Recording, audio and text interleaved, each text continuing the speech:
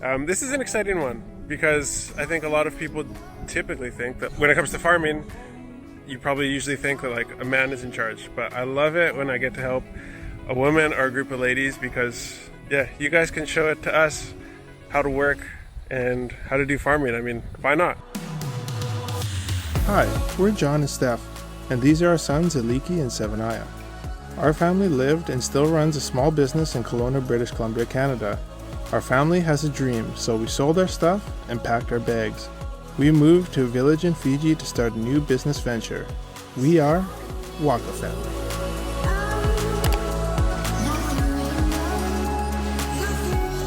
Alright guys, pretty exciting day actually. I'm out here on a farm that belongs to a group of ladies actually. They're all part of one family, but yeah, their father passed away a few years ago, and so it's been, or a couple years ago, so it's been a couple years since they have, I guess, built up the courage or the will to be able to come back and plant this land since Dad passed away. So they put their money together and they approached me and they said, hey, we want somebody to, plow an acre and spray. They want to get rid of a bunch of the grass because they want to put some pig pens up here. So the boys are just getting ready here behind me. Got all the spray tanks ready. This is an exciting one because I think a lot of people typically think that when it comes to farming, you probably usually think that like a man is in charge, but I love it when I get to help a woman or a group of ladies because yeah, you guys can show it to us how to work and how to do farming. I mean, why not? So boys are gonna get started on this. We're gonna leave it for a few days so that it can dry properly. Then we'll come back, make fire breaks, burn it and plow it so that they can plant on this 1 acre, and then we'll get started managing the pig pen project for them. So yeah, gonna go get the boys started here, and then I'm actually off to the coast because I got to go and quote I think 4 or 5 farmers who want tractor work done. It's quite a ways away, but if there's enough land, I'll do it. So I'm gonna go head out there. It's about an hour's drive and see what they want done. So let's get on the road.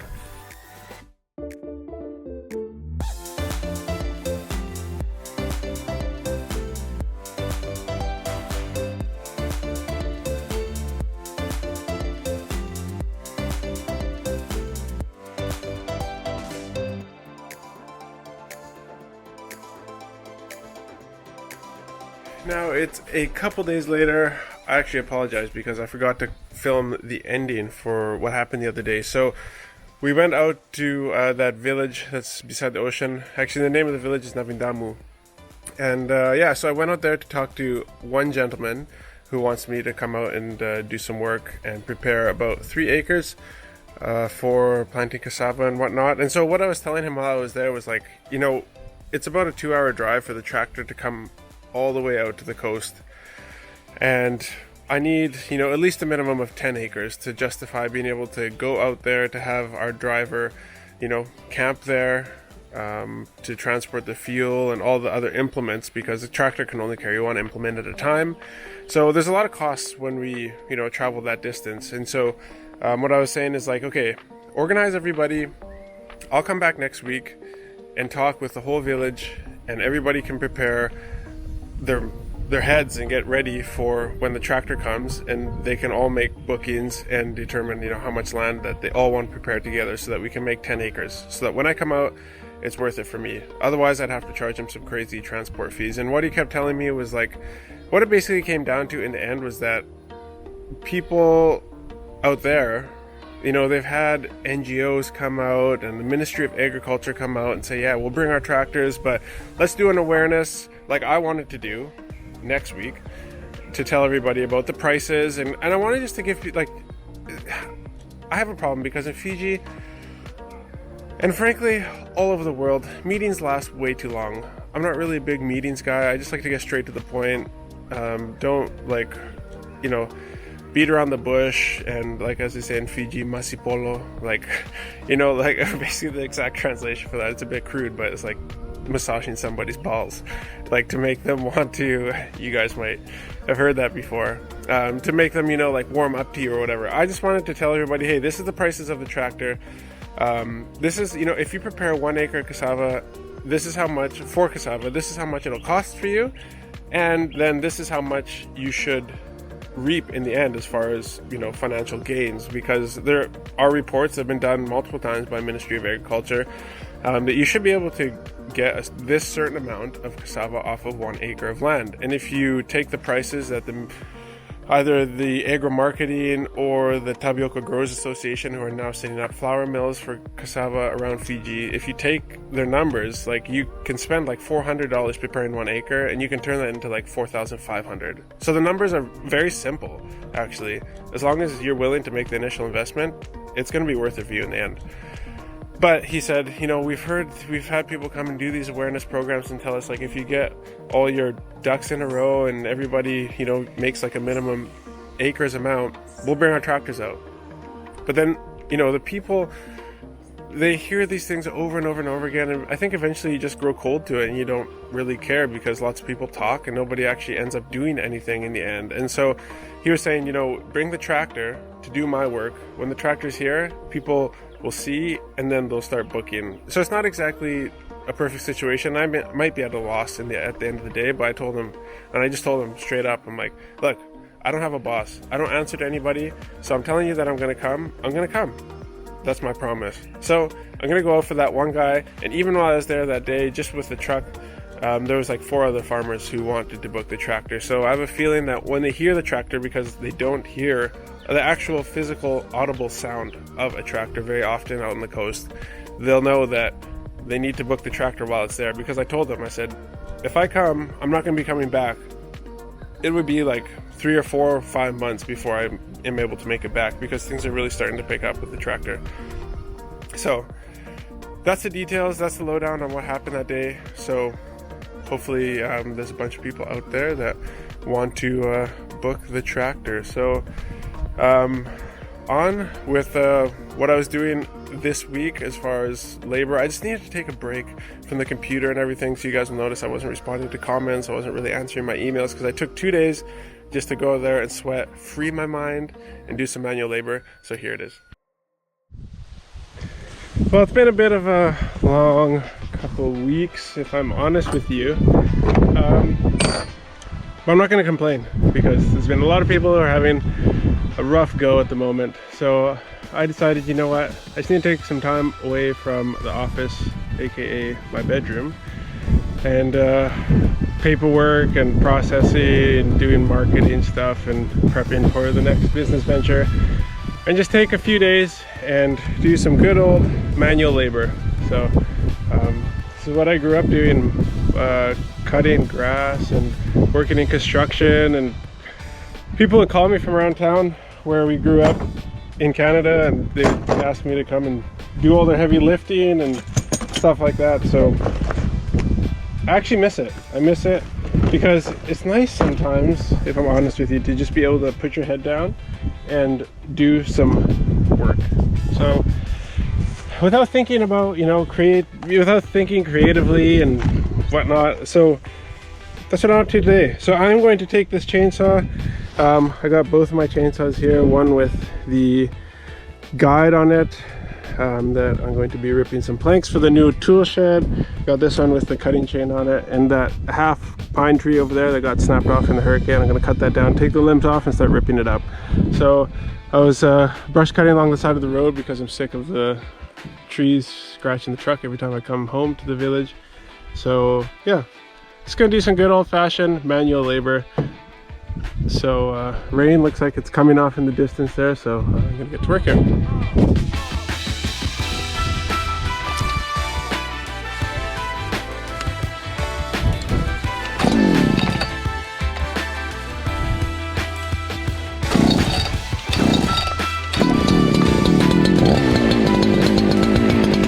That's a good tune right there, baby. Let's get it.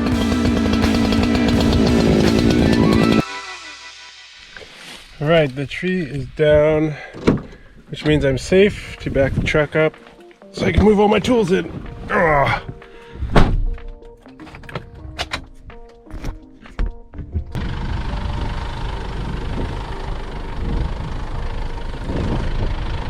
I love diesel engines.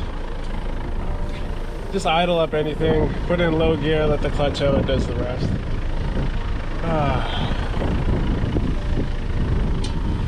Just gotta reverse up here.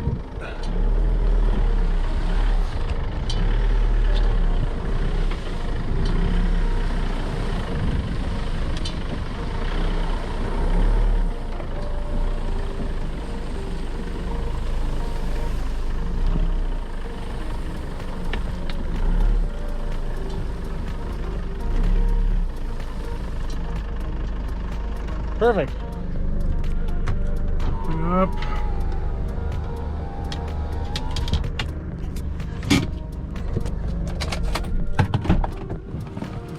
All right. Work smart, not hard, right? That's what they say anyways. Try my best. Also, I realize that a lot of you guys may not be interested in this kind of stuff, but I'm kind of a nerd for tools. Check out this sweet little gallon here, jerry can that I got. So one side you get your premix, you can fit about 6 liters of premix on the one side, and you can fit about 2.5 liters of bar oil on the other side. The coolest thing about this is yeah, you just fill it up and then you got both of your stuff here. It's enough for almost exactly a day of work with a saw, like going all day. So it's actually pretty sweet. A lot of people won't be willing to spend the money on something like this, but for me, like, we got a couple newer chainsaws. One of the things that I believe in is, like I've said before, is short-term pain for long-term gain, whether that's in spending money. Buy once, cry once is another thing that I always say, because one thing that can happen a lot of times is we carry around these gallons and with premix and whatnot, and a lot of times dirt will sit around the lid and everything like that, and once you put that into your saw, it gets into the fuel filter, and then you spend money maintaining the saw. Hopefully the fuel filter catches everything. But with something like this, the nozzle actually sits inside here, so I'll show you what happens here. Take this off, and that's the nozzle right there, okay? So you screw this bad boy on here, and even if you dump it, nothing actually comes out. So the way it works is you got to actually press down on this thing here and it will let the gas out. It's a Husqvarna jerry can or gallon, and this piece here mates perfectly to the opening in all your Husqvarna saws. So I'll show you how this works. You actually just dump it in and you press this valve down here, and it'll actually fill up your saw until it's full and it won't leak out. You don't have to check the level or anything. It'll be a perfect fill every time. So I'll show you that this works here.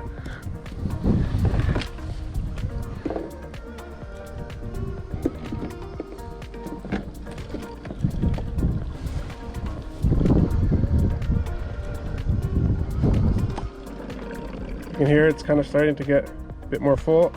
There, it stopped. So it's right full right now, so I'm going to pull this off and it won't leak. It'll be the perfect height. Check this out.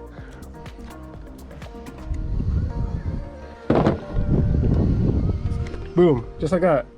How sweet is that, huh? Then you just screw this thing on and you're good to go. And on these little tags here, it actually tells you where your oil fuel mixture should be for 50-to-1. And in case you didn't know, you can just protect the nozzle. If you're going to be using this all day, just keep it upwind from where you're working. Put this thing on here like this, and then you just pull this off and you fill it up again the next time. Just like that. The other side, the oil, I'll show you how this all works.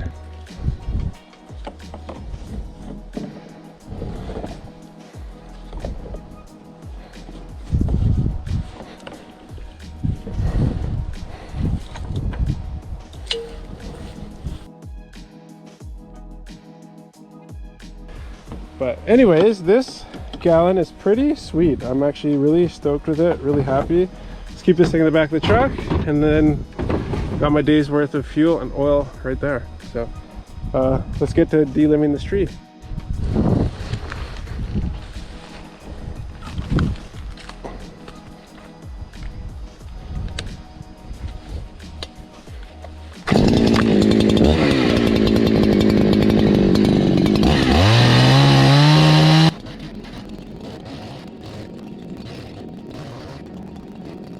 So going to rip a first cut on this tree and then start piecing it up. Gotta measure it to see what lengths I can get out of it and start piecing it up. Let's go.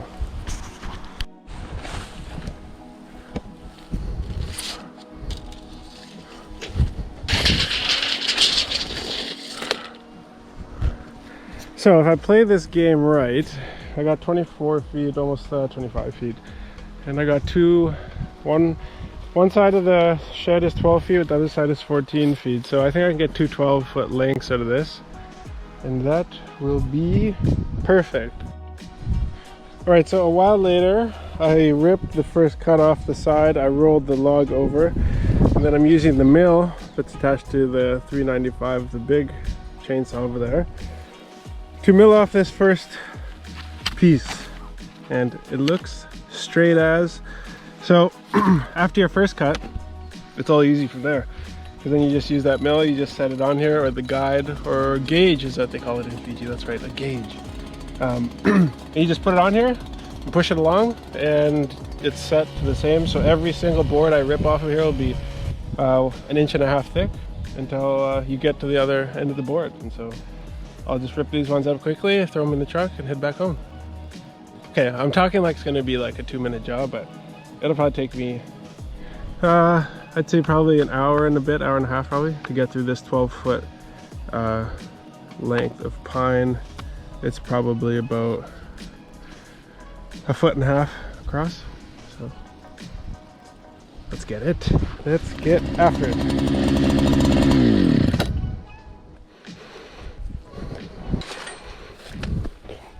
Well, there it is. That took about 10 minutes for one board.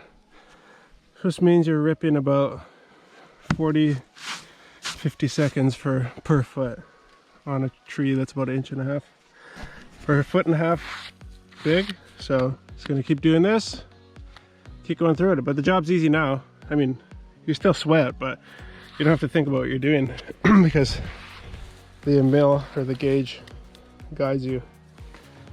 Pretty slick. So I'm gonna finish this up, get everything loaded, and head back to the house. I don't know what it is, but pine in Fiji is so much heavier, so much harder than pine that is back in Canada. Like in Fiji, it's considered a softwood. This would be like an extremely hardwood in Canada. I don't know if it's because the growing season never stops. Like, you know, in the northern hemisphere, a lot of places they have, you know, 4 seasons: spring, summer, fall, or autumn, and winter. So for a bunch of time, like half the year in most places, trees don't grow. But this is just like year after year, month after month, it's just producing new wood and growing. So I don't know if that's the reason, but dang, this stuff is so heavy. So 12-foot sections, 4-foot box, probably like 5.5 feet with the tailgate down. So I'll see if I can get these things out of here. I mean, I gotta keep ripping that piece of wood, but in between, to rest the back, I'll load the truck. See how this goes. People pay a pretty price in Canada for live edge, meaning with the bark still on. So I guess I'll be able to say that the tool shed is like, I could sell it for a lot of money back in Canada. Nice live edge, real wood tool shed. Come on.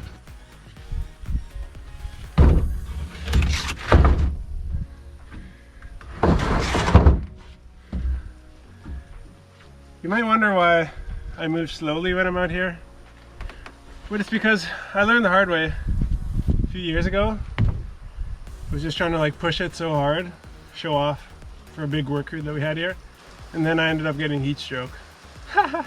So when I watch people, and a lot of us Fijians, how they work, there's definitely a method to the madness. Sometimes it looks like people aren't like working hard, but it's because they know if you push it too hard, you can't do anything at all. So what do they say?